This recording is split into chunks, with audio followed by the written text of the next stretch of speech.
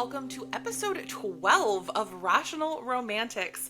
Today, our big topic is we are covering An Offer from a Gentleman, chapters 11 through 15. We are so excited to dive into this. There is so much to discuss, but even before we dive into the book, we have a bunch of updates from the Bridgerverse, from the rest of the pop culture world that we love and care about so deeply that we have to talk about. So let's start talking Bridgerton updates first, because oh my goodness. Deb, how you feeling about all the information that we got this week? It's a lot of information. I'm super excited about it. It's like a bit of everything. It's a bit of like little tidbits. It's a little bit of behind the scenes, kind of like spoilery stuff, and then like some familiar faces. So there's like a lot of different things to cover. So I think we should just dive right in and talk about a conflicting one. One that we could take in very different ways. So how about we start with Chris Fulton? Yes, Chris Fulton, who plays Sir Philip Crane in the first two seasons, and we assume in a future season of Bridgerton, which we're hoping to get some information on. But he revealed a little something that might put a wrinkle in that. Yes, he did indeed put a wrinkle in that because when asked about Bridgerton season 4, he flat out said not in season 4. Just no remorse, nothing. He's like, nope, not happening. And I feel like that could be devastating, but I personally am not taking it that way. So I'll let you talk about how you took it, and then I can circle back because I have thoughts. Okay, I love thoughts. So my instinct is that he's probably telling the truth. Because generally speaking, when people are not certain about coming back, they either hedge or they say yes until it's revealed that it's a no. And then the hard no's tend to be no's.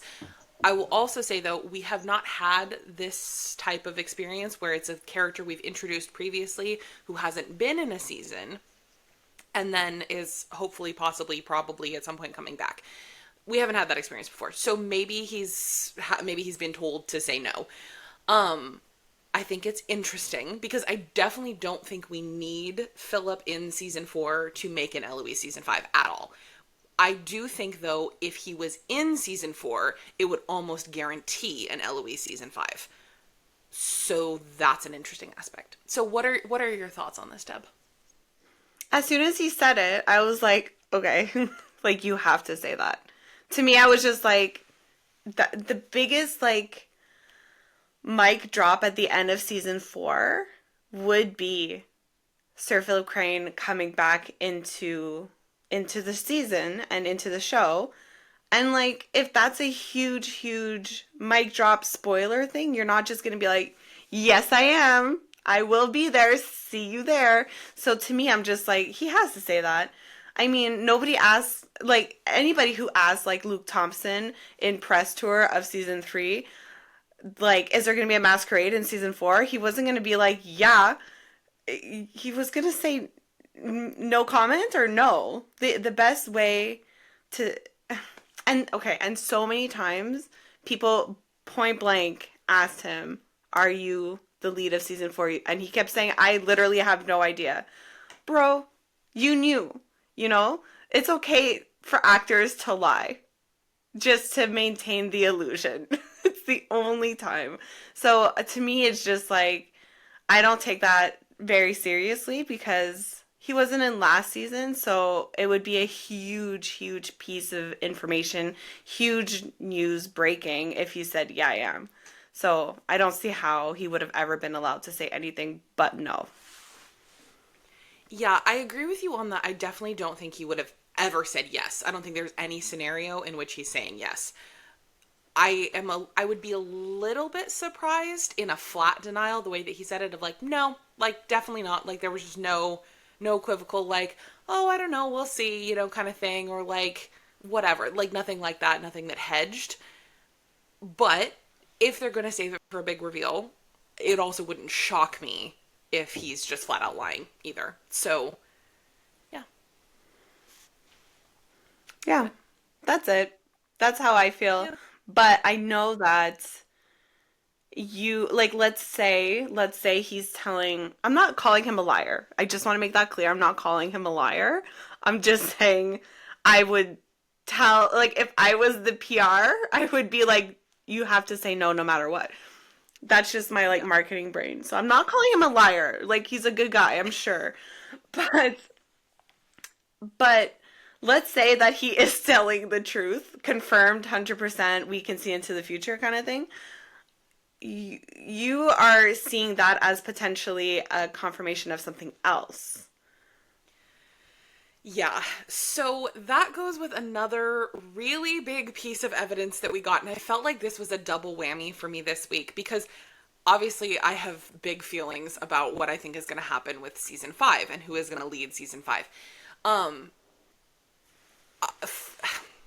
I still think Eloise is the default. I think that she is the one that like okay, like that's the next book that we go to, you know, whatever. That makes sense. I do feel more and more like the Francesca season 5 thing is possible, especially because we got this shot from the like makeup table on Bridgerton where you see a makeup pack that has Vauxhall at the top, which is the code name for Bridgerton season 4. Then it has S4 Block 4, as well as the name Janet. Janet. Janet. Mind blown. Mind blown. That's huge. And I would love it if you could just say for everybody listening what you called her. You said Janet blank Sterling. Just give it to me. I know you can do it. So I called her Janet. Thank you for letting him love her first, Sterling, because that is her name in my head. That is like the single most. I sobbed, guys. Okay, let me back up one. If you haven't read When He Was Wicked yet, some spoilers ish. Well, not ish, but spoilers. But Yeah. Janet is John's mom, who is so lovely and so amazing and so supportive of Francesca in her journey to find like a husband again, and to find love again, all of those things. And then says to Michael, I'm gonna cry right here and now, says to Michael, when Michael is nervous about saying that he loves Francesca and that they're together to John's mom, she says to Michael, thank you for letting him love her first. I want to die. It's so beautiful. So that's who Janet is, guys. That's Janet. That's Janet in a nutshell. We don't deserve Janet. Oh my god, but like how yeah. When He Was Wicked is a tough book to read. It is emotional, it is beautiful, raw, and there's so many things that are so good about it. It is one of my top books of the Bridgerton series. I adore When He Was Wicked. So the idea that yeah, Janet's on set. What do you mean? So telling that like John is going to be leaving us in season 4, but to suddenly already have his mom in the picture. I can see how you're kind of putting two and two together and being like, oh, well, maybe that means Francesca is like taken off for season 5. Like, it wouldn't surprise me. If my little crazy theorizing brain is going to run with it, I'm seeing a very direct path to, like, a very clear way that you could make it be a Francesca Michaela season 5, which is really only to say that there is then an equal direct path to an Eloise and Philip one as well. Like, I see it clearly, and I think I'm just like I'm enamored with the surprise of the change, and I think that could be really fascinating. Also, I want Eloise to be older, but I think there are very clear paths to both, and that's really fun for us as a fandom. Totally. Totally. It's super exciting. And only time will tell. Only time will tell. But we did get some other exciting sneak peeks into what's happening in season 4 from our very own Nicola Coughlan. She gave us a little bit of an inside scoop on Penelope season 4, and we love her for that. Yeah, Nicola feeds us. She's amazing. But she revealed, I thought the absolute biggest piece and most exciting piece of information was that Penelope is going to be famous in season 4 and is not necessarily loving that reality. So, Deb, what are your thoughts on this for our girl Pen? Immediately when I saw this, I was like humming the song Popular from Wicked. I was like, it's just giving that vibe. I really love the idea that she's going to be faced with this. And I could just see her being like Penelope at the Four Seasons ball, awkward about things, like people like running up to her and being like, da da da da da. And she'd be like, okay, gotta go. Like, I would love to see that, like, more of that comedic side of Penelope and, like, you know, that awkwardness of her, like, trying to flirt, but, like, now trying to deal with fans. Like, I would just, yeah, I'm obsessed with the idea that she's gonna be facing this, like, she's going from a wallflower to, like, right up front garden, like, everybody's looking at you. And, like, that's stressful. But like also kind of well deserved, like after all this time, like she's been working her ass off, so like yeah, you deserve some attention, girl. And I just can't wait to see like calling my wife Bridgerton in the back being like, that's my wife. I would love that. It's gonna be so cute. I love it. Yeah, she stepped into the light and didn't know it was a spotlight, but here she is. Yep. Love it. That's so good. So good. But yeah, it's I love that Nicola Coughlan always has a way to just give us just a little bit, but like the right amount, the right thing. She always says the right thing, and you're like, oh, I can just see it, and it just like feeds us. It tides us over. So I love that little bit of information from our girl. Yeah. It's extremely exciting. And it is definitely not the only piece of exciting news that we got from the rest of like pop culture world, because we got so many things. So I don't think, Deb, have we talked about North of North on the pod yet? Oh, we have not, and we are so due to talk about North of North. Oh my gosh. Because we got big news on that, but before, we should probably talk about what it is for those who don't know. Yeah. So North of North is a comedy, but like a romantic comedy. I wouldn't quite call it a rom-com per se, like because it's more focused on the main character, Siaya, her journey like as a woman, as a person, as an Inuk woman, but there's definitely romance in there, so that feeds us on that end. But they live in Ice Cove, which is in Nunavut. And so they're in this very small town where there is a vibrant community of Inuk First Nations people. And the main character, Siaya, has we'll call it an interesting marriage. So as I do not give away any spoilers.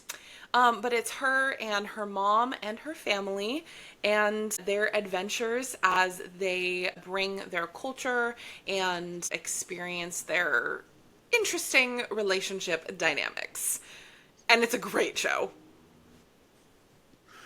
It is so good. It's honestly, oh my gosh, I'm obsessed with it. It's giving like a little bit of the Schitt's Creek vibe, but like more romance, less of like the dry humor, and just like some real like girl power. Really like girl power, and they're really doing it so beautifully to like showcase the culture, the real life. Like it's not all the stereotypes that you might think. I really like the premise where it starts and it's like it's springtime in Ice Cove, baby, and it's still like so fucking cold, but they're just like, we come out like this, we have the festival, all these things, and it's just like, it's so, there's just so many like things that you love potentially of like The Office, of Schitt's Creek, let's say Sex in the City, you know, like a bunch of little things that's just like really, really endearing. And the main actress, who is an Inuk woman named Anna Lamb, went to the same university, Ottawa U. So there's references to my hometown in there, which we love to hear. And yeah, it's just a really great show. And the biggest news with that is that it got renewed for season 2, which is great because the show like really took off the way that you would want it to. Like it's just it was a relatable show that was easy to watch, easy to escape in, but also real. And yeah, we love to see that it's coming back for another season. Yeah, for sure. And I really think like it feels like such a good show to watch as like a couple. Like I recommended it to one of my friends, and her husband like loved it. Her husband adored it. And I just think it's such a good show to like have elements for everybody. So I think it's fabulous. Love North of North. Yeah. Yes. And we do need to say, for all our Bridgerton fan listeners, there is the most perfect sequence that is so Bridgerton coded. And Anna even said that it was a nod and inspired by Bridgerton. Yeah, I'm still thinking about it. So, run, don't walk to watch North of North, because that scene alone will change your life. Accurate. Well, let's talk some Outlander, because there is news on the Outlander front. So today, Deb, did you know that Diana Gabaldon shared the title for Book 10, the final book in the Outlander series? No, I did not know. I did not know. So just hit me with it. I can take it. What is the title of the final book? Like everything. Oh my god, I can't believe you're just gonna drop this on me. Feels like it's live television. It's not, but whatever, just do it. So I say with all love, you might not be able to take it, because the title is A Blessing for a Warrior Going Out.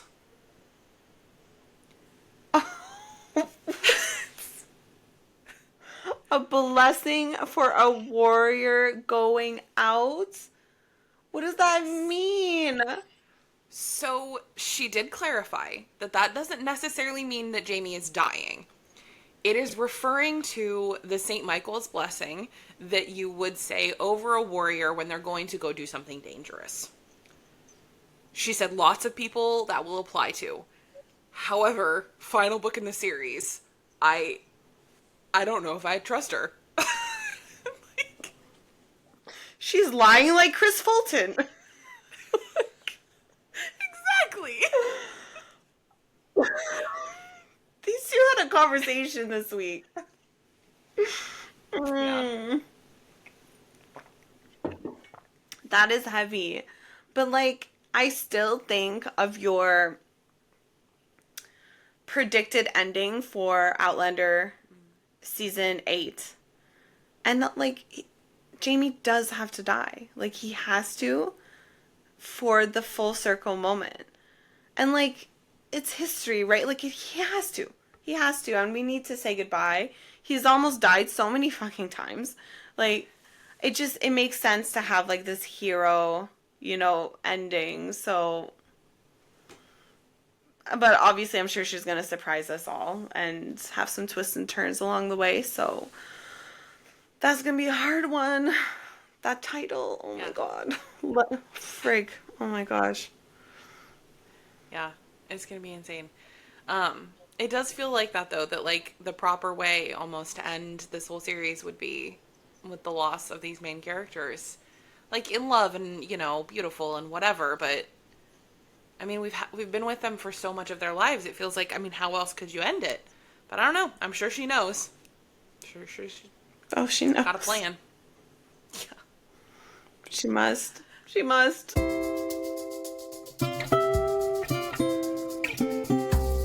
Well, let's dive in to the main event, An Offer from a Gentleman, chapters 11 through 15.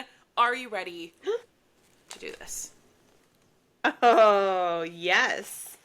I have a lot of thoughts. about Benedict. So yeah, let's do it. Let's start chapter 11. Okay. And where do we leave off? Should we do that first? Sure. Because where we left off was something that is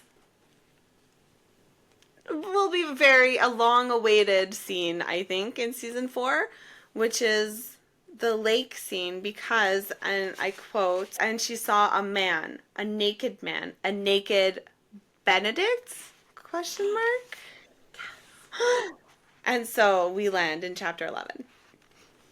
Yes, where it is, in fact, most definitely a naked Benedict. And our girl Sophie decides instead of pitter pattering her little feet out of there, she's like, I'll just hang out for a sec and hide and watch. So, like, creepy, but relatable. I mean, I think we would all make the same choice. I think she's very right to have stayed. She says though it was wrong of her to stay, so wrong, so very very wrong, and yet she did not move an inch. So that's just where we're at, and I mean, you soak it all in, girl.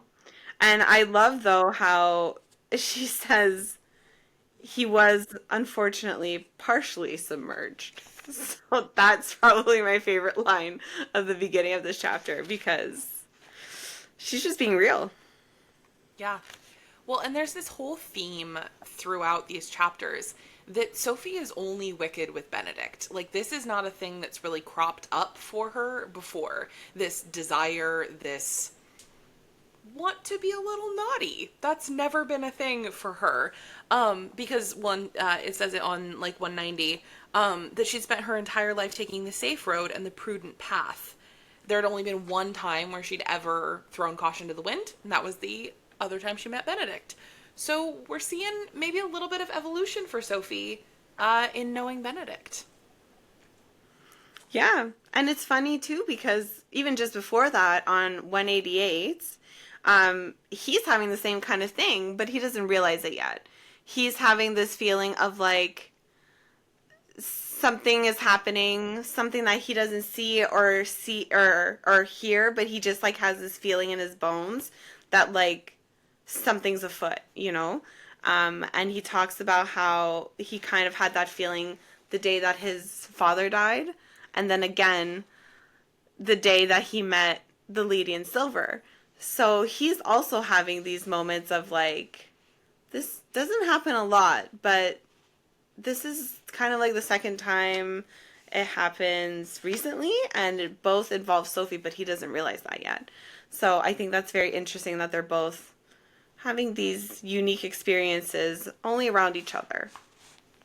Yeah, and it's really, it's so almost painful because I literally wrote, Ben, put the pieces together, please. Like, it's so hard and a little frustrating as a reader to, it's like he's so close. He's like, wow, I've only ever felt this 2 times. And then he like flips his head around and he's like, Sophie, like he knows it's her.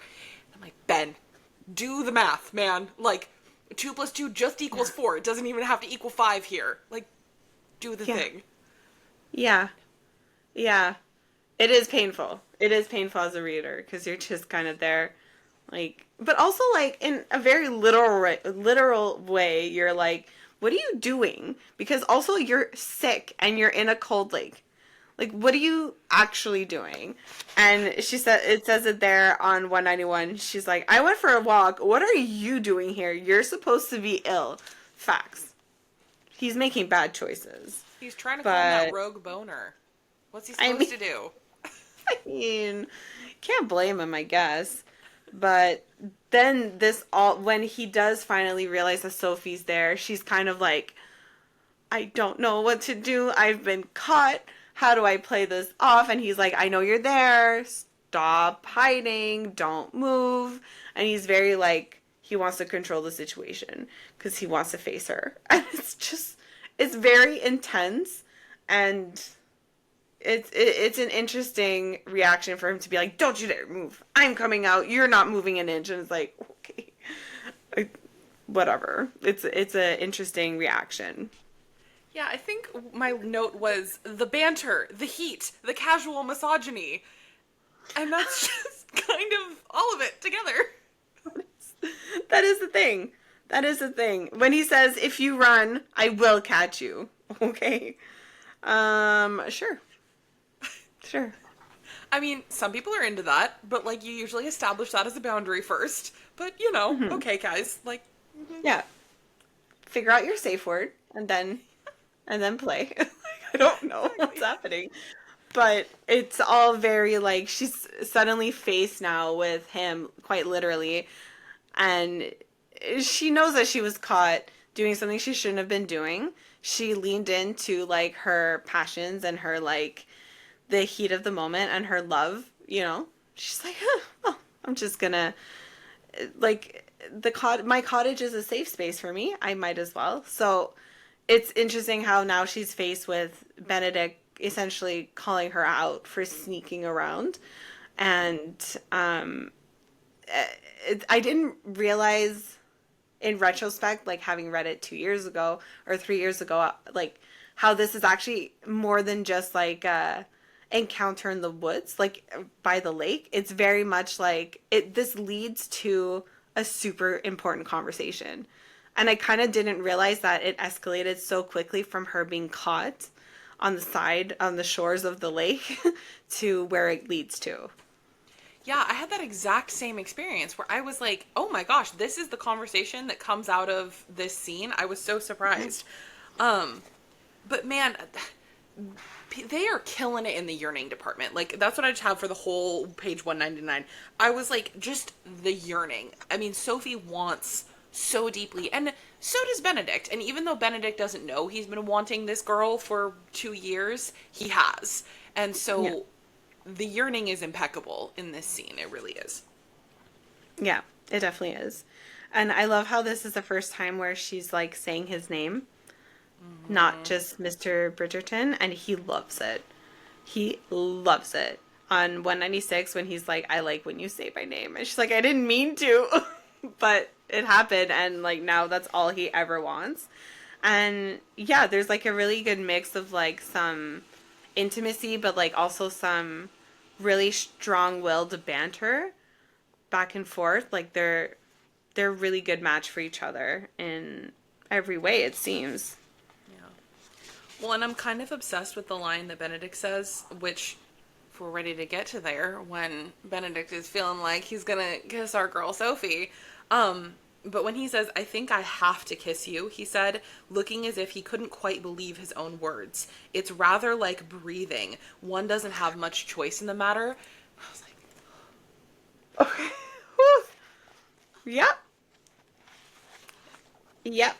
That was a big one. That was a poet talking. Yeah, I love that line.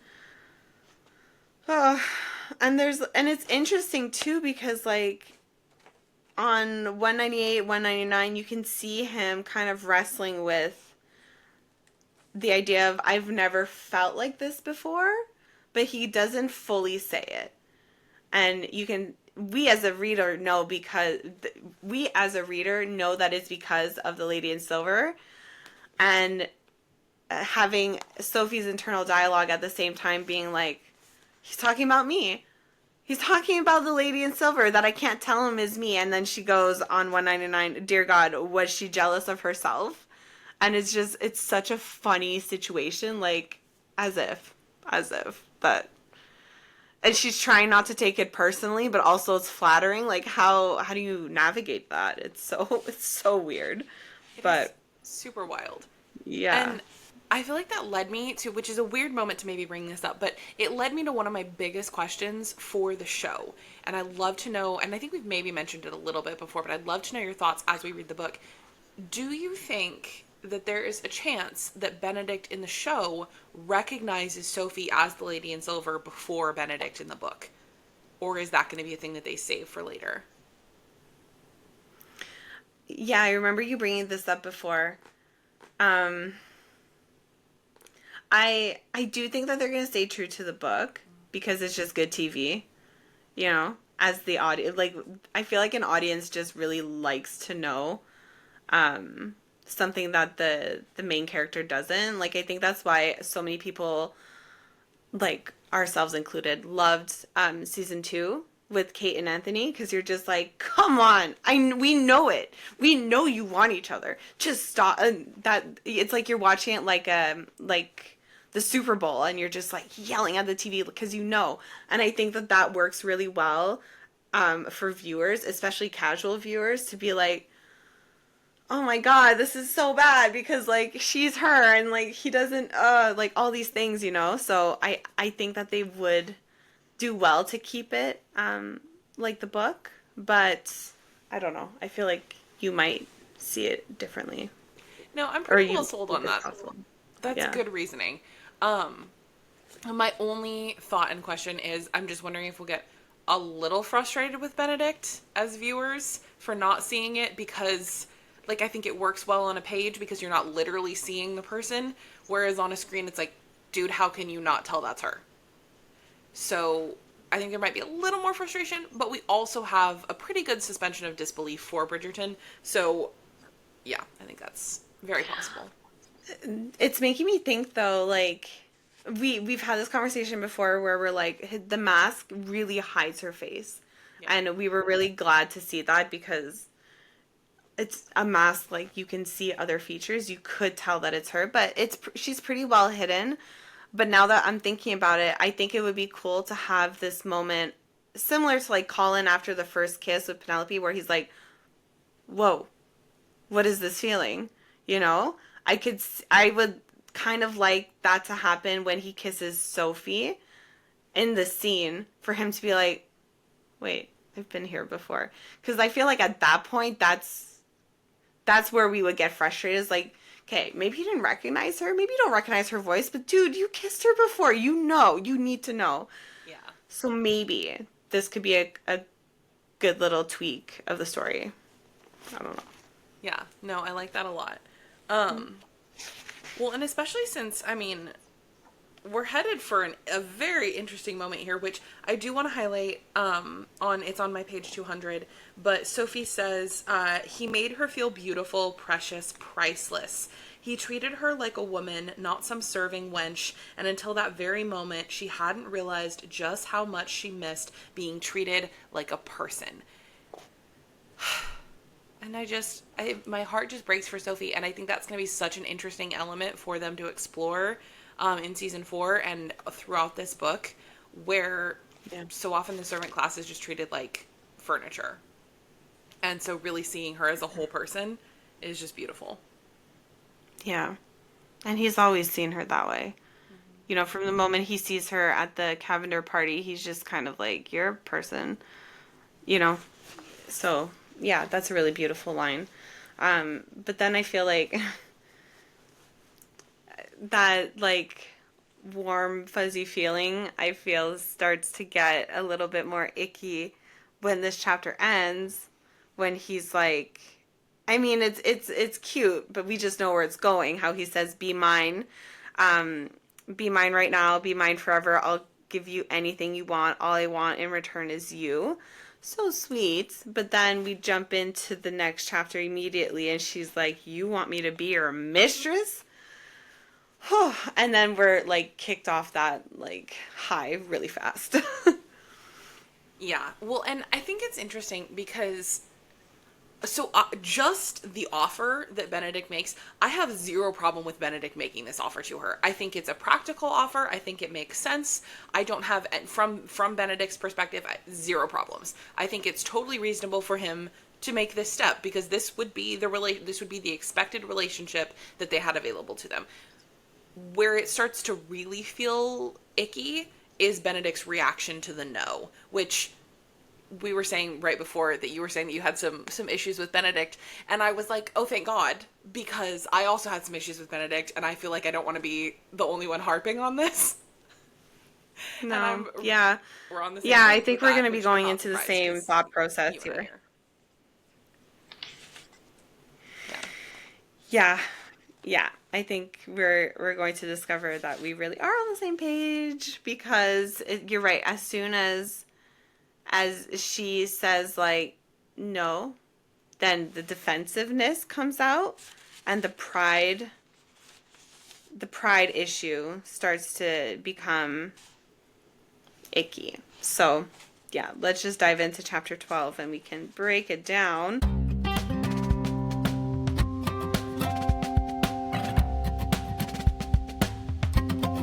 I feel like there's such an irony, a sad, tragic irony about that this is the one thing she can't be. It's the one thing she refuses to do because of her trauma, because of her past, because of her knowledge that really Benedict doesn't have. He hasn't experienced anything like Sophie has.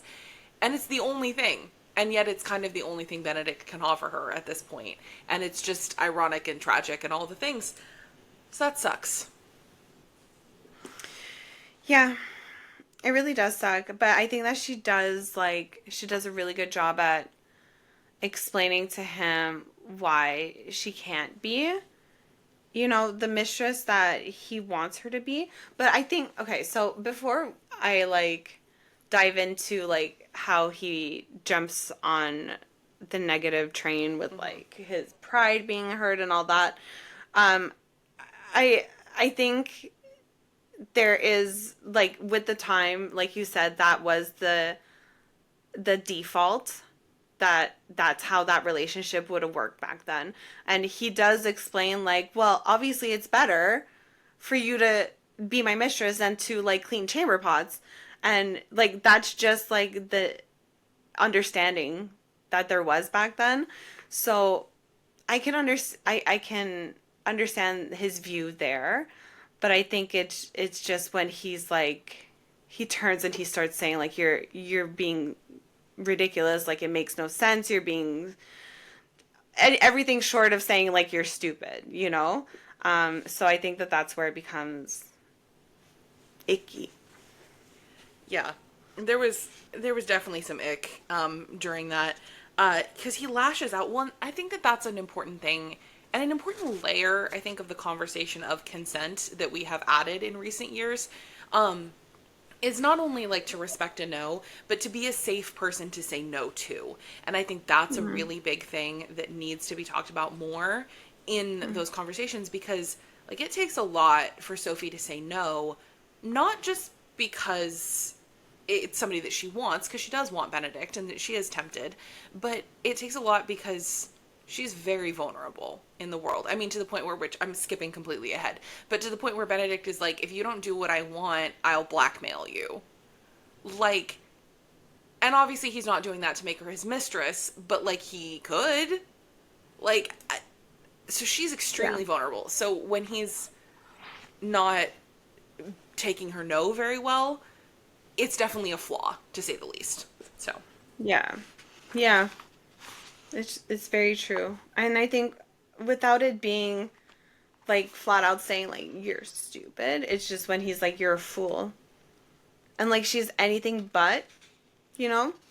But then again there's just this whole layer of like he doesn't really know why she's saying no.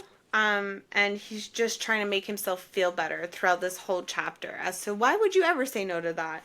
And her response is always saying like you're not being fair, but like in some capacity like she's not really being fair either because she is holding back a lot of information from him, and not necessarily information that he should be privy to, but there is that big one of like the Lady in Silver. Like that's a bad thing to keep from a guy, of anybody, right? So despite him being and reacting some type of way, she's also, it's kind of hypocritical for her to be like, you're not being fair. Well, also, Sophie, you're not being fair either to him. So they're both setting themselves up for failure in this chapter, I think. Yeah. Well, and the Lady in Silver one is a big one, because it does inherently sabotage that relationship. It's built on something that isn't real. And I think it's interesting because, I mean, we see that with their intimacy. Like, it's very odd, I would think, for this first kiss with a girl who has not had any experience for them to go this hot and heavy this quickly. But if you think about the context of she's had this guy in her head for 2 years, she's kissed him before, she's had these dreams, these fantasies, she's essentially like gotten used to this idea for a long time, even though she probably doesn't know quite all the things to imagine. She's much more comfortable with him. I had a point. Oh, that she's keeping the truth of the Lady in Silver from him kind of makes this whole relationship is power imbalanced in every direction. Like, Sophie has this intimacy with him that he doesn't know she has. Benedict has this power over her that is probably not comfortable. And it's just very messy, which is the point of this. It's the first time that Darcy and Elizabeth almost get, like, that Darcy proposed to Elizabeth. Like, if they would have gotten married at that point, it would have been terrible. That they still have to grow and learn and all the things. So we're at that point in the book, so it makes sense that they're not where they're supposed to be yet, but they are definitely not where they're supposed to be yet. It kind of gets interesting and it turns into less like heated romance and like we can't be together. Then it turns into a little bit of like an enemies to lovers situation, like where they start being really sassy with each other, where she's like, please leave me alone, and he's like, I'm afraid I can't, and she's like, can't or won't. Like, then they're turning slightly childish with each other, which kind of alleviates a little bit of like the dark tension, I think, which isn't such a bad thing. But you know, is it here that she punches him? Yeah. Yeah, okay. So, and then yeah, like it turns into like just pure anger, and she really thinks that he's calling her stupid, and she will not have that. She literally clocks him, and he's like on the ground, and he's like, what the fuck? So he plays fire with fire, and then he grabs her leg, and she comes down because he just doesn't want her to leave. And I don't know if it's like this power thing that he just wants to control what her fate is, which is like a problem in and of itself. But like then it just becomes like really angry. Yeah, this reminds me a lot of the library, or not but the like Antony study scene in The Viscount Who Loved Me, where I'm just like, the physicality of these couples makes me very uncomfortable. Like, in my life, like, no. No. Like, none of this. Like, don't clocks. I mean, does Benedict deserve to get put in his place for calling her stupid? Absolutely. Does he deserve to get literally clocked? No. Like, also, should you she's trying to leave you and you've been manipulating her to make her stay the whole time. You should not then use physical force to keep her there. Like, so bad. I don't know what I did. And I'm reading this, I'm like, is this supposed to be funny? Like, that's what it feels like it's supposed to be. It's supposed to be, like, almost, like, lighthearted. And I'm like, I'm sorry. Yeah. I don't know if, I mean, Julia, I love you dearly, babe. I don't know if you've ever been clocked in the face, but, like, I did, like, fighting and, like, karate and stuff. I've been clocked in the face. It fucking hurts. And I was like, I'm not about to, like, kiss the person who just punched me. I don't care. I don't care. Like, Yeah. Not a good. Yeah. It's weird. I hear you. And you know what, though? I feel like I'm just realizing this now. That whole library under the desk scene with, like, Anthony and Kate, I feel was mirrored in, like, the whole, like, Pall Mall situation where they get stuck in the mud. And it's, like, this whole, like, chaotic, like, misfortune that, like, turns into something funny. So I could see something like this. Instead of like, her clocking him, it could just be, like, she's trying to get away, but then she slips and she like partially gets into the water or something. Like that would make sense to me for it to kind of go from like heated anger and like romance, like angst, into something like really sassy and it's just not working for either of us. That I would really like, because then it brings you into like the next few chapters of like, oh, you're gonna be that way, well, I'm gonna be that way too, which is fun. It is, and I think that's one of the most beautiful things about adaptation of this story, is because there are so many wonderful things, and you can keep the spirit of that energy, but you can change some of the details that are maybe not the most palatable to us as contemporary viewers now. But you still have that energy. You still have that Benedict and Sophie banter that is so iconic about them. So I'm looking forward to it when it's adapted. But at the Yeah. moment, it's pissing me off a little. Yeah. Yeah, and then it's funny because like I still can't believe it's the same chapter, but still in chapter 12, when they kind of move on from the lake and she's like, "Well, I'm packing up. I'm leaving." And he's like, "Cool. I'm going to go see if you're actually going to leave." And he's just like waiting at the door frame and like watching her pack. And they have another the conversation comes up again about like, "I won't be your mistress." And then she says, "I can't." And he's like, "That's it. Like that's the thing." And then he realizes you're illegitimate. And that's where it's almost like she finally, like the jig is up. She's like, "Shit. Okay. Yeah. He's got it." And then she just starts to admit like, "Yeah, I lied to you about my mom. Yeah, like I'm just trying to figure it out." And she's backed in a corner, but like um almost in what feels like a safe space, cuz he's just kind of like, "I get it now." And like on 215 where he's like, "I would care for any children we might have." And then it's like sweet but like still weird because it's like don't ask her to be a mistress. It's hard. It's hard, but then she brings up the whole wife thing, which is heartbreaking. Yeah, it really is. Well, and I think it's interesting too because as Benedict is talking about Benedict says, I have to marry someday. And then Sophie says, but I don't have to be anyone's mistress. I feel like it really mirrors what they had just been saying about, like, he's like, I can't not have you in my life. And she's like, I can't be your mistress. And so all of a sudden the can'ts and the have to's kind of parallel each other in this language that I think is really compelling because really the only reason that they have either of these can'ts or have to's is because of things that society has imposed on them. These are not can'ts and have to's really out of their own feelings or desires. They're societal. And so they're caged in this way by these two little words, can'ts and have to's.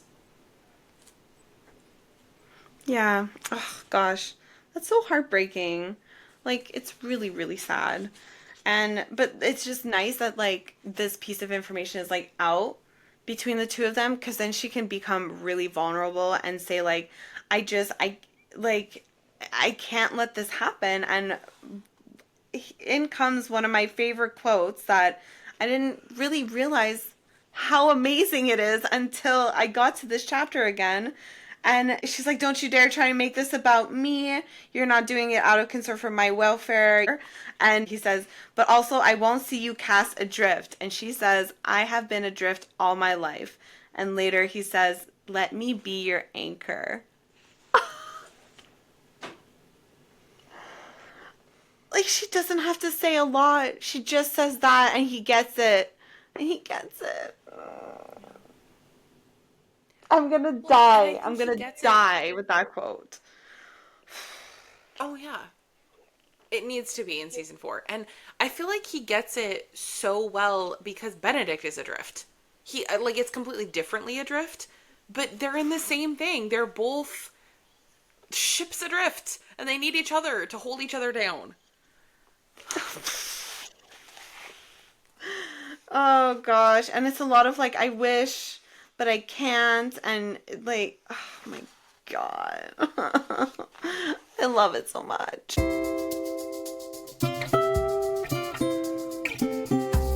On a completely different note, chapter 13 starts off with a mention of Cressida Cowper. And I need that girl back. And that's all I have to say on that note. I was just, Cressida, come back in season 4, please. That's, yeah. Could you imagine? Could you imagine? I would love that. I mean, she has to come back. She has to come back. She's been in every season. Come on. Come on. I don't know how it's gonna happen, but if it's in the book, it's gotta be in the show, right? So Yeah, exactly. she's That's back. how it works. She's back, baby. But yeah, in chapter 13, we are going back to London, right? Yeah. She's Yeah. packed up and she's like, "Hey, we're going back." And he's like, you're coming back with me no matter what. I'm gonna get you a position in my mom's household, and that's just that." So he kind of controlled his way through that situation, and she's like, "Okay, right?" Yeah. I just had the realization that, and but we talked about it a little bit when I mentioned the blackmail, but we kind of glazed over the whole thing where he's like, Yeah. if you don't come with, I'm gonna make you come with me to London, and if you don't, I'm gonna tell the magistrate that you stole from me. And I'm like having Les Mis flashbacks. I'm like, Benedict, what the fuck? Like, This is escalating. This is escalating really fast. But yeah, we really just, yeah, we went over that real fast. He said, "Let me be your anchor." And we're like, "Yeah, chapter 13." But yeah, he really did. He did do that. And I get that he's doing this from like a perspective of he wants to protect her, but also my girl, she's better than that. yeah. It feels a little bit like Penelope saying, I'm gonna protect Eloise by completely throwing her under the bus to the entire ton. It's like, is that really protecting, though? Like, I Yeah. appreciate the spirit, but like, There's got to be another way, you know? yeah, exactly. Like, maybe try a second discussion before going directly to blackmail Ben. Like, Yeah. Yeah. Maybe cool off. Go back in the lake and come back. But yeah, so but anyways, we're back in London. We're yeah, coming back. And the sassy banter is here to stay. And then they kind of pull up to Grosvenor Square. It's not, she's realizing this is not the same house as the Masquerade Ball, so Violet has moved into number five. And now she's having this whole conversation with him, like, "I'm gonna go through the side door." And he's like, "No, you're gonna come through the front door." And she's like, "Really? You would bring a mistress to meet your mother?" He's like, "You're not my mistress." And, it's just a lot of sassy pants. Sassy pants. So this could be fun to see on screen, I think. yeah, completely. Um, One, I just think it's so interesting to note how odd this like veneer of respectability that they have in the ton is, and I think that that's going to be something that I really hope they explore, is like to show the way that like upper class people and like people who are in like air quotes like good society don't behave any better and oftentimes behave significantly worse than the people that they shun and think of as lesser. And I think that's going to be fun and a little bit sad, but I think they can do it in an upbeat way to be like, look at these ridiculous people with all of their affairs and all of their, children. Like, what is her name? That threw the ball, Lady Trowbridge, whose son is definitely the footman's. Like they just pass it off Poor as perfectly Barb. fine. Yeah, and we're like, oh, we're so high class. And it's like, oh, you that was, the illegitimate daughter that was born of love. Like, God forbid, we can't let you be educated with our children. And I think they're going to show the ridiculous nature of that. Yeah, I hope so. Especially because they're really going to be exploring the downstairs. So it's just going to like humble. The Ton is going to be humbled, I think, in season four, Ooh, I which love that. is really good. Yeah. But then we get exciting things because we get to see Violet. Violet! So happy to see her again. And like, she is like a little detective because she is just, you know, where have you been?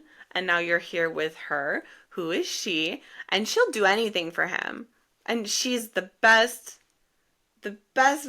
like, employer of the Ton. It seems like she's just like, "Sure, find you a job. No problem. Oh, what are you wearing? Were they not paying you well enough?"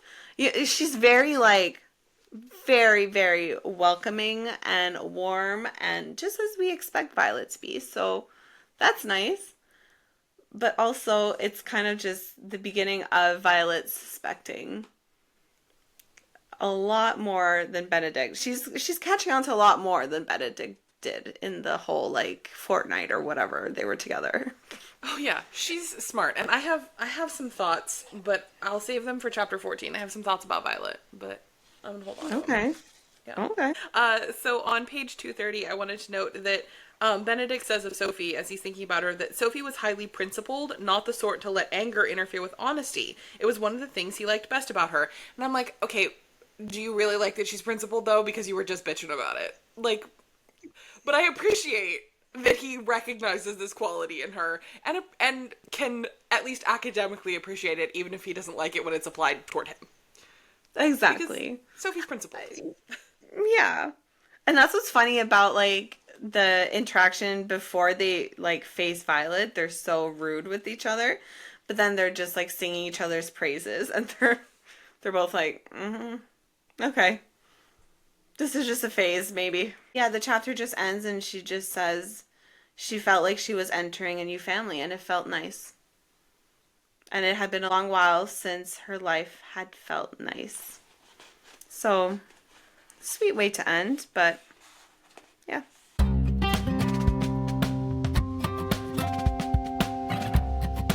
We can just jump into chapter 14 because that's when she starts to meet the fam. Yes, because Eloise. I have Eloise in all caps in my notes. It's so nice to see the siblings make appearances because in the books they're so rare. Like they spend almost all the time with the main couples, and so the scenes with the siblings are just kind of glimpses. And so that we get Eloise in this moment is just so fun. I also really love the irony where she says that there are no secrets left in London, and I'm like, right, this is before your best friend has been revealed to be Lady Whistledown. But okay, no secrets left in London, sure.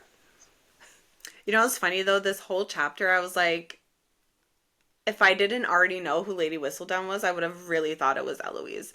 Because she is so gossipy. And yeah, she's giving Lady Whistledown in this chapter big time. Yeah, for sure. Well, and she clearly gets that investigative, gossipy mind from her mother, who figures out what took Benedict like a week and a half. Violet figures it out in about 2.4 seconds. She's like, oh, I bet she's the illegitimate child of nobility. There it is, Violet. Yep, correct. Like, she doesn't miss a beat. Yeah, she just went straight, like, her detective work. Listen, maybe she's Lady Whistledown. Yeah. Because she figured it out. Yeah. Guys! What the fuck? I did note something interesting, and I wonder if this is going to be like a subplot in season 4. And at the beginning of a lot of the Whistledowns of each chapter, there's like talk about this war with the maids, and they really talk about it like up front about how Lady Penwood is like awful with the maids, and one of their maids left to go work for Lady Penwood, and then there's like a fight with Lady Featherington and all these things. So I would kind of really like to see this subplot be a thing and see that drama go downstairs and like through households that we know so that we can get to know these newer households and stuff like that. So I think it would be really, really cool for them to latch on to that secondary plot of, among others, for sure. Yeah, I love that as an idea. And that would be such a fun way to kind of, again, have that zany piece that's a little more fun, a little lighter, but to weave that in with the downstairs staff. Okay. So I feel like I gotta talk about Violet now. Because one of the things that is so confusing to me is that as Benedict, hold on, let me see if I can find it. Yes, okay. So it's on my page 243. And it says, when Benedict left, he did not see his mother smiling broadly at his back. Here's what I am confused about. Violet clearly is aware that there is an interest that Benedict has in Sophie. There can't she... Violet is a romantic, but she is not impractical. She's a smart girl. There is almost no way for a nobleman to marry a maid. It would hurt all of her daughter's prospects. She's not crazy. Like, she understands how this works. Like, Francesca and Eloise and Hyacinth, let alone probably Gregory and Colin, are not going to make good matches if Benedict marries a maid. So she cannot possibly think that this is going to end in a marriage. So I also feel like Violet cannot possibly be happy at the idea of her son leering after somebody that's in the employ of the house. So I cannot, in any way, shape, or form, figure out why Violet is finding any of this cute or happy or amusing that Benedict is clearly interested in Sophie. I don't get it. That's a good point. That's a good point. But, yeah. I mean, Violet's a hopeless romantic. But if you really look at it from a practical standpoint of the time historically, if it would kind of bring down the prospects of the rest of the unwed children of the house, like, yeah, it's kind of weird that she doesn't stand in and say, like, nah, you can't really do this, you know? But they've really just painted Violet as such a hopeless romantic and, like, do whatever makes you happy kind of person in the show that, I mean, I think it's one of those, like, historical inaccuracies that they're just gonna keep writing, you know what I mean?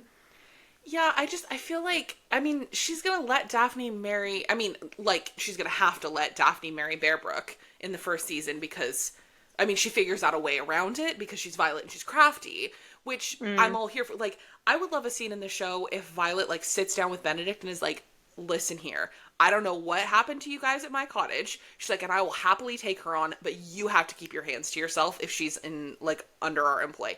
That's what I want from Violet, because I want her to be that shrewd and a romantic, because she is, but she's not stupid, and she's going to protect the women who are under her roof.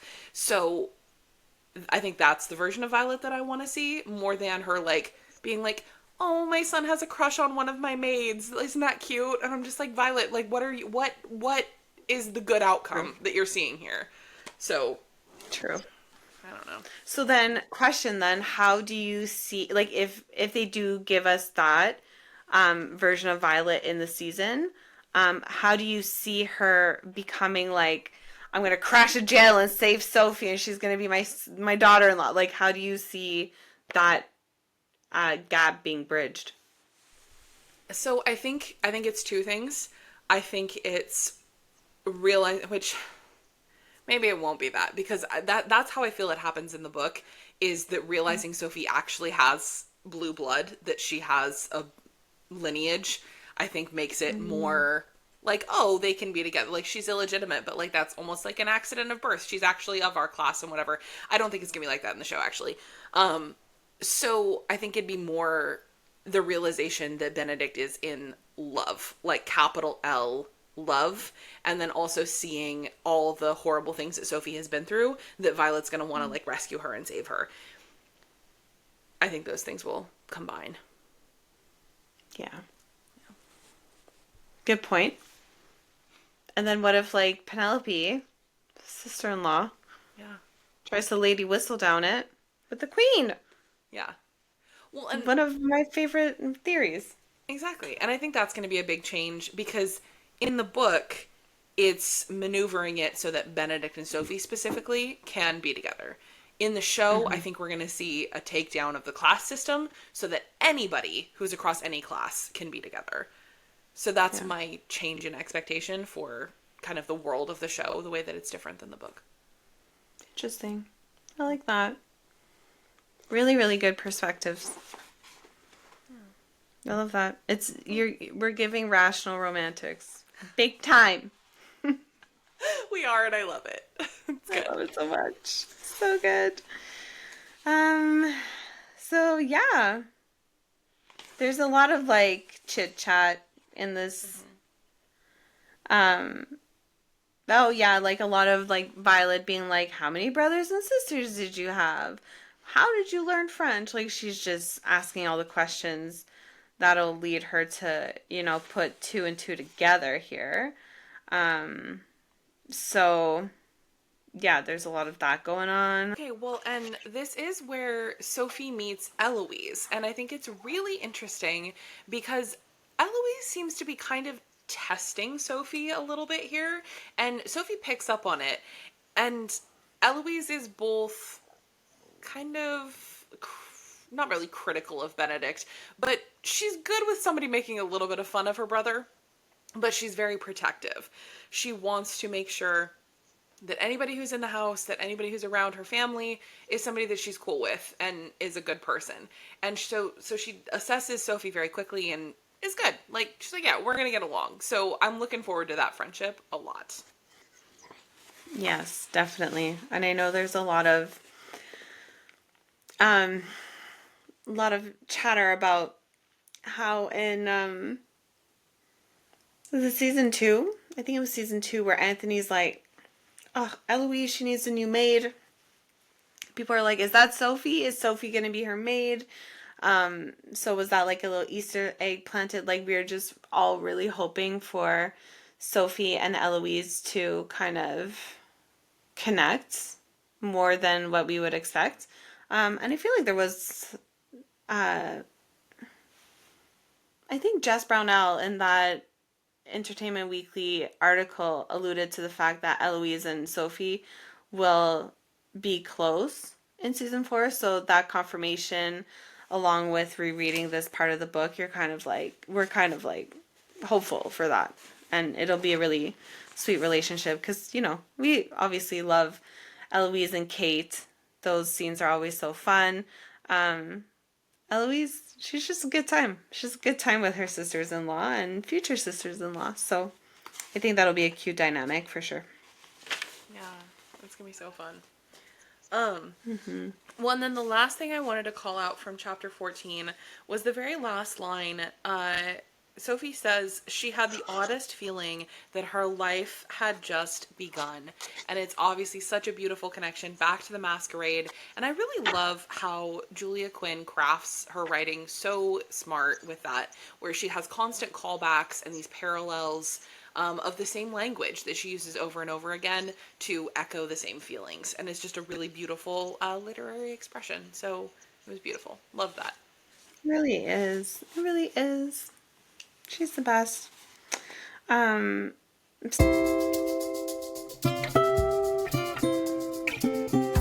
so yeah, with this newfound kind of comfort and feeling like she's home, going into chapter 15, we're just experiencing like the day-to-day life. We're just seeing, the family gathering, and what I really like at the beginning of this chapter is how she says she hadn't met Colin officially, although that wasn't true because she actually did at the masquerade ball. And she talks about how like the idea of seeing Colin again is stressing her out because she's like, maybe he'll realize it's me. So it's just interesting that like, she feels like her life is just beginning, but also like she's been here before among these people. So yeah, it's intense. It's intense for sure. Yeah, and she says that too, where like everything is stressful for her right now. And it's one of the funniest moments when she constantly wants to avoid Benedict, and yet she's looking for him all the time. Where she looks around and she's like, oh, still no Benedict. And then she's like, stupid girl. And then all of a sudden it's Benedict who's like, who's stupid? What are you talking about? Whatever. And it's like she's conjured him, and it just cracks me up. And that'll be, I think, a fun thing to play as well in the show. Yeah, and there's a point where she's like, "Do you live here?" And he's like, "No." And like it just feels like a high school moment where like you're always running into your crush and you're just like, I don't know how to be. I don't know where to look, and like it's got to be like, how does she live her life? How does she live her life? Oh my gosh, I'm stressed for her. But yeah. Yeah, it seems like everywhere she goes, he's there. But, like, did she expect anything else? Like, hello, girl. Come on. Yeah. Well, and he really is torturing them both with it, though. And he notes that Yeah. as well, where he's like, I put her here. I did this to myself. But, they have this intense meeting on the stairs. They meet out in the garden. Like, they're constantly seeing each other. And yeah, so he's just torturing them through this. Uh, and it's hard because like Sophie's doing this too. She's pushing him away, but she's looking for him, and they have this intense kind of push-pull relationship, but neither of them is really committing either way because they're at this standoff of what they want and what they need. Yeah, definitely. And they're just playing with fire. Like at on 259, he like comments on her dress and she's like, it was Francesca's, and he's just like he's just playing with fire, and like so is she, like calling him Mr. Bridgerton, and like, just playing. They're just, yeah.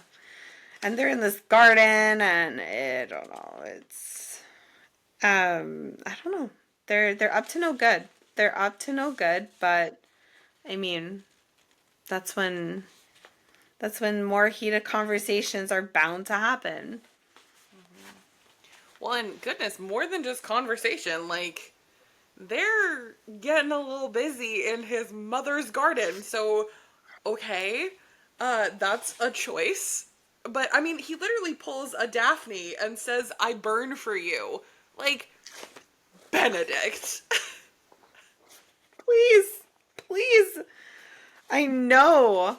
He just like he went there, and like I love how they're not like really trying to hide. They're just kind of like in like this alcove area, but like it's not hidden. You're in plain sight. But I think that that's what makes it even more like sexy for them, I guess. But like she doesn't fight it off very much. Like they both want it. They both want it. So yeah, chapter 15 is just a lot of playing with fire. I sound like It a is. broken record, but yeah. That needs to be an episode title because I feel like that's what I want from Benedict so much is for him to be like, okay, I understand you're not gonna be my mistress. Respect it. I also understand you don't want to have children. Respect it. Can we do other stuff? that's that's what I need. And so I need it to be like a constant game of chicken of them being like, okay, we're gonna do like everything but and see how that goes. And it's like, oh guys, that's headed in a dangerous direction. Because I think, yeah, I need that to be a thing. I think that'd be real fun. It's so funny. We can do everything else. Can we do other things? And then at on 263, he's like, "Come home with me." It's like, dude, like, can you stand your ground? Like, you said you would like, just let her live. Come home with me. And she's like, "I can't." He's like, "You can." No, she literally can't. Like, it's so messy. This is so messy. But I love that like they continue like, you know, kissing and being cute and whatever, but then at 265 when he's like he just stops and she's like, what the fuck, you stopped, like what are you doing? And like she's just as bad as him. She is just as bad. Yeah, she is for sure. Well, and it's that too where I mean he says that again where he cares so much for her because she's so unflinchingly herself and she knows what her morals are. But that doesn't mean she doesn't have desire. That doesn't mean that she doesn't want Benedict. And so again, I think that's why we love Sophie so much is because she's relatable and it's hard to have principles. It's easy to just go with the flow and let yourself be tossed about by the waves. But Sophie has the courage of her convictions, and we love her for that. Yeah. And like she really is becoming more and more of a flirt, and really like stoking the fire, because at towards the end of the chapter he's like, don't I deserve one little fantasy? And she just like smiles, and he's like, oh, okay, okay. And he's like, basically, you have some homework. Your homework is to just stand here and smile. Okay. But like she's being a flirty flirt. So It's like for the forbidden love is what's really like coming through at this point in the book. And yeah, I think we're gonna love to see that play out. But yeah. I think since this is the end of chapter 15, I would love to kind of circle back to the timeline of season 4 because we have a timestamp on Benedict and Sophie in a carriage in front of Bridgerton House for, I believe it was episode 2. Was it Yeah. episode 2? Yeah. So now that we've been through like my cottage, the lake scene, now she's employed with Violet.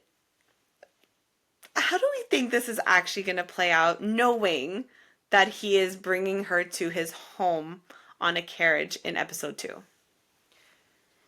I'm wondering if they're like closing up for the season at Bridgerton House.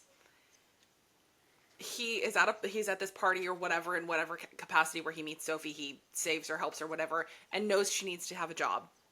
So he then gets her a job at Bridgerton House, and like whatever then happens after that, and then we get My Cottage after she has a job at Bridgerton House.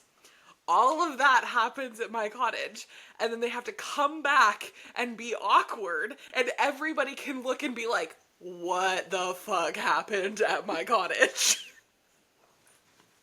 Oh my god. I think it has to be that in some way. I honestly like but then why do they go to my cottage? Right? Maybe they're like traveling to Aubrey Hall. Maybe the household is moving to Aubrey Hall. And they get stuck in a storm or whatever. A horse gets lost or something, and Sophie goes after it because she's compassionate with animals or something. I don't know. Like, invent a reason, guys. Bridgerton writers, you're better at this than I am in 3 seconds. But, like, I don't know, and they go off and maybe something like that. I don't know. Okay. That's fair. That's fair. Okay. I think that's the way.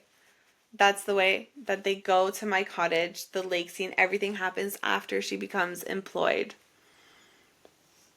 in the Bridgerton house, which just adds such a layer of like complications, which I love. But so what I think is that potentially she gets the boot from Araminta and stumbles on Benedict. And he sees that she's like in a very dangerous situation. She's alone. She doesn't know. And he's just like this feeling of like, oh my gosh, I really feel like I have to help her. And then he's bringing her back. And I think there's going to be the tie-in with the kite with this. Yeah. Like the kite situation, she loses the kite, she takes this chance to like run away, and she's like in the heat of like, I need to figure out how I'm gonna get away, where am I gonna go, and then she bumps into Benedict, and he kind of has like this kind of savior moment where he's like, well, I know my mom is looking for lady's maid, like come on, and that's just the subtle little way that she's gonna end up at Bridgerton House, and then maybe she knows that he's sick, but he goes to a party and somehow she gets stuck out in the country with him. That's the question mark. How do they get to my cottage if she isn't working at the Cavender house or another household before? That's the confusing part. Yeah. I feel like at this point I'm just sort of like gonna hand wave that and be like, details. They'll figure it out. Like there'll be a way. But I think that sequence of events is what we definitely might be seeing in season 4. Mm-hmm. Which is interesting. Yeah. Crazy. Yeah. Crazy. Well, there you go. That is chapter 11 to 16. We're almost done. Look how little we have left. I know, it's crazy. Yeah, well, and next week we have a break week so that everybody can catch up with the reading, because we only have 2 more weeks after that, and it's so crazy, and we're almost done. But like, I don't know, Deb. I mean, should we tell him? Should we tell him? Um, yeah. I think it's a good time. I Okay. mean, we're going to be taking a break. And of course, we're not just leaving you guys high and dry with no content next week. We've got a little trick up our sleeve, don't we, Cass? We do. So, y'all better make sure that you tune in next week because we have an interview where Deb and I talked with the one and only Erica Oakvist, the hair and makeup designer for Bridgerton season 2 and 3. It was amazing. Oh my gosh. I'm so happy it's out of the world. It's out in the world. We've been so excited to tell you guys about this. It was a couple weeks ago. Was it a couple weeks ago that we had an amazing chat with Erica? She was so gracious to sit down with us, and she's hilarious. She's hilarious, and she is a fangirl. She's a fangirl. So I think we can just leave it at that because she's one of us, you guys, and you're going to love to hear all about it next week.